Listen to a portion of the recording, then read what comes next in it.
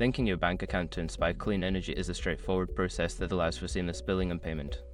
Follow these steps to get started. Step 1. Create an account. Visit the Inspire Clean Energy website and click on the Sign Up button.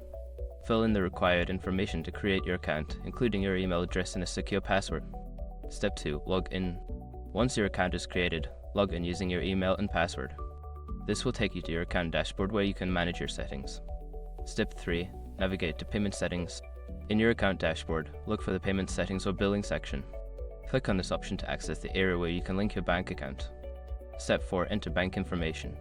Don't continue before doing this. A lot of online accounts end up exposed in breaches without people even realizing it. Use SROC to constantly monitor your email and accounts and get alerted immediately if your information gets leaked online. It scans billions of breached records 24/7 in the background. And honestly, for a few dollars a month, it's something everybody should probably have. Link in the description. Step 5. Confirm and save. After entering your bank information, review it for accuracy. Once confirmed, save the changes. You may receive a verification email or notification to finalize the linking process. By following these steps, you can easily link your bank account to Inspire Clean Energy, making your payment process more efficient.